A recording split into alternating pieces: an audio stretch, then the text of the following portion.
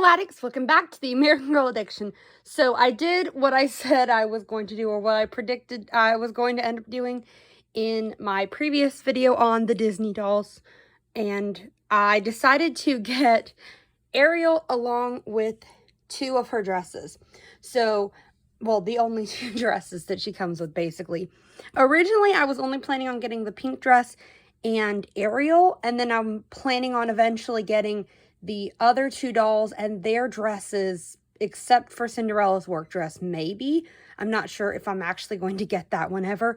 But I'm planning on doing those at later points when I have more reward dollars off. I only had $15 this time, so I didn't want to spend, several $100s.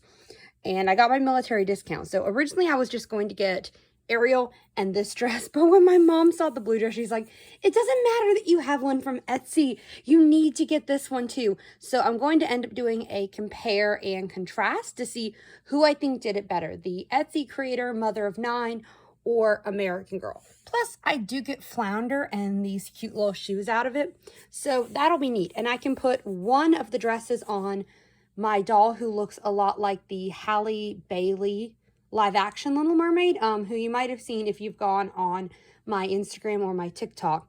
So I'll have one for each of the dolls, which works out pretty nicely. And then, yeah, I have this dress. So I'm going to start out with looking over the doll. So firstly, and again, I don't have the previous collector dolls to go off of. So this is really my first impression on the Disney line, and I really like this. The box is nice enough for the price without feeling like I paid an extra like $30 to $50 just to get a nice box. It's really cool, and it makes me wish that American Girl had come out with Harry Potter dolls to go with the line. Maybe someday. Maybe we'll get a Harry, Ron, Hermione, and maybe like a Luna and some others. But for right now, I'm very happy with Ariel, and I really wish that the really expensive ones have been slightly cheaper and closer to this quality. But let's see, I don't know. My opinion might change once I open her up. But for now, I think she's making a really good first impression. She's very cute. I know some people object to using the Nanea mold on, a white doll and Ariel specifically. But my thing is, one, it gives her these big, beautiful eyes. And two, this might be biased, but I had planned on making my Little Mermaid character Polynesian in the retelling that I have been writing. So to me, it just kind of feels natural. I actually purchased Nanea because that was how I imagined my Ariel looking. So to me, this is a happy coincidence. So I'm going to get her out of the box mostly and let you kind of get my first impression of her there. Like the face mold, it does make her look young, but I think that adds to Ariel's whole kind of like innocence thing. Let's see, is this one piece? Yeah, this is a one-piece dress. I like it, but I am kind of like, it's weird that the other outfits, except for some extra detailing on Rapunzel, the other outfits have been very faithful to the movies, and I get that they don't want to have her wearing like a bikini. But I do really like this dress. It's very pretty. It feels collector quality. And I love the necklace that matches the one her voice was sucked into. It reminds me of the Twisted Tales book, Part of Your World, where then Ariel's wearing the necklace once she steals it from Ursula.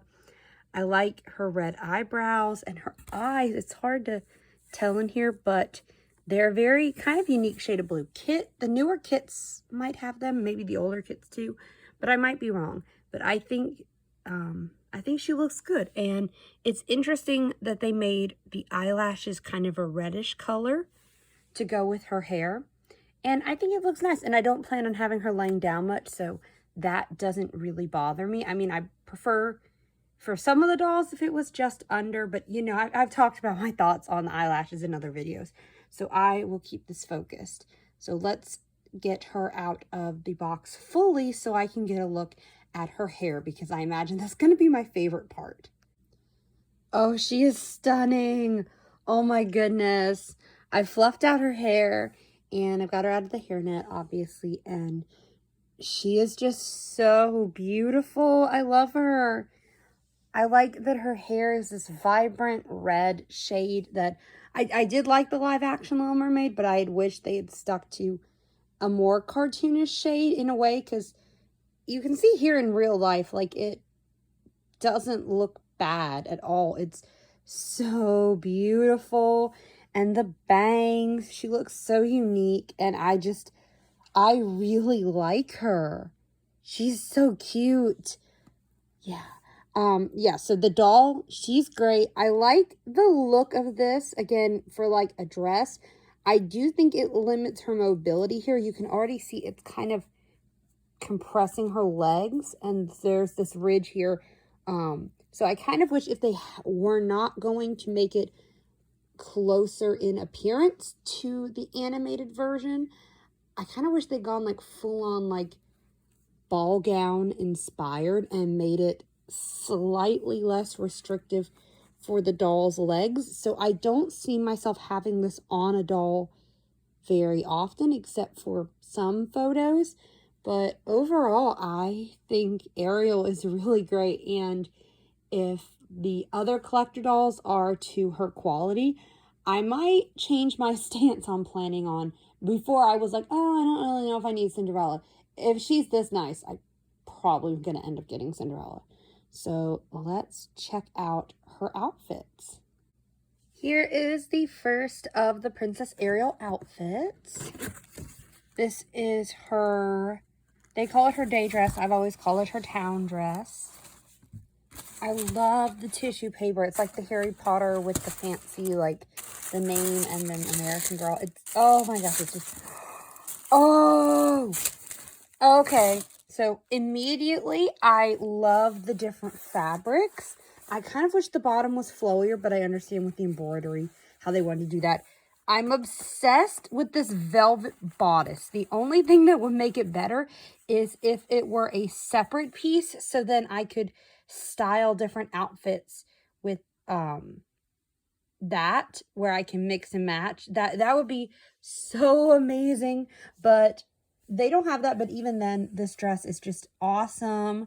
I love this. We got the little flex sleeves. I think the other one I have is like the old-fashioned American Girl dresses for like Samantha, where they would have the Velcro on the sleeves.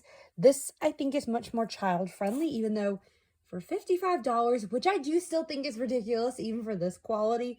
Not for American Girl now, but like they, okay. We're not going to talk negative because I'm very happy about this. This is so pretty. I do worry a little bit about kids catching this, but this dress is amazing. I love it. I'm very glad I purchased it because it's different enough from the other one, and it's so nice. I wish this is what we got in the live action. Oh, look at Flounder. He's so cute. He reminds me of the little plushies in the Disney park. And we have these shoes. It's interesting. I'm surprised they're kind of pointed at the end, which I'm not used to with American Girl. It's been a while since they had ones like that. And then they have this little hair bow. So I will let you guys take a look at this one for a second before we open up the last dress. Oh, I can already tell it's so nice. Let's push that back a little. It's very like kind of satiny, stiff. I like that this is not like sewn in. You know, this is a full extra layer to the dress. I feel like this would go well with, you know, like a hoop skirt or something if you have one of those. I don't, somehow, despite everything that I've purchased from American Girl. So this is really nice. Let's see. Okay, so Sebastian is made of plastic, unlike Flounder, who is, you know, kind of like a little plushie. Here's her little heeled shoes. They're so cute. Oh my gosh, I love them. And then we've got her hair clip, and I think that's it. Watching you